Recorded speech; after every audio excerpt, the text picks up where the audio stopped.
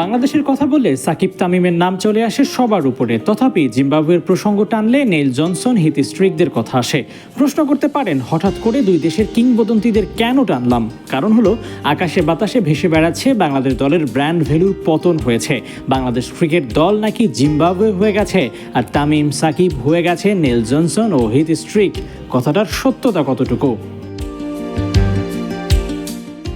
একটা দল বা প্রতিষ্ঠানের ব্র্যান্ড ভ্যালু নির্ভর করে দর্শকদের চাহিদার উপর, আর এখানেই মুখ থুবড়ে পড়েছে টাইগাররা। ইউএসএ, জিম্বাবুয়ে, আরব আমিরাতের বিপক্ষে হারের ক্ষত দগদগে হয়ে আছে, যার কারণে আগ্রহ হারাচ্ছে দেশের ক্রিকেট।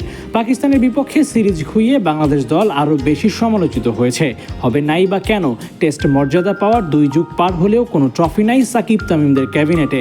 ভালো খেলার মতো ক্রিকেটারও এখন খুব একটা দেখা যায় না। যারাও ছিলেন তাদেরও বিদায় ঘণ্টা বেজে গেছে বেশ আগে, আর এতেই বাংলাদেশের ক্রিকেটের আসল চেহারা বের হয়ে গেছে।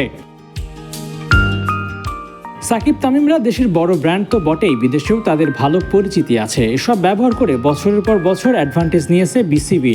যখনই তামিমরা দেশের ক্রিকেট থেকে সরে গেছেন তখনই তৈরি হয়েছে উভয় সংকট। একদিকে পারফর্মার নাই, অপরদিকে নাই ব্র্যান্ড ভ্যালু। দুই দিক সামলে উঠতেই দম যায় বিসিবির। অন্যদিকে বাংলাদেশের ফুটবল দেখছে নতুন দিন। হামজা শমীদদের কল্যাণে ঝলমলে দিনের শুরুর আভাস পাওয়া যাচ্ছে।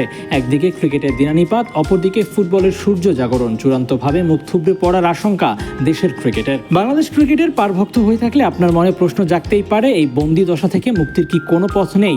উত্তরটা সহজ, কিন্তু কার্যক্রম কঠিন।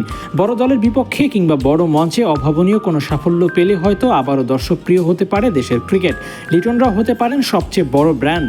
তবে টাইগারদের বর্তমান যা ফর্ম, তাতে বাস্তবতা আর প্রত্যাশার মেলবন্ধন ঘটানোর চেয়ে তেল জল এক করা সহজ।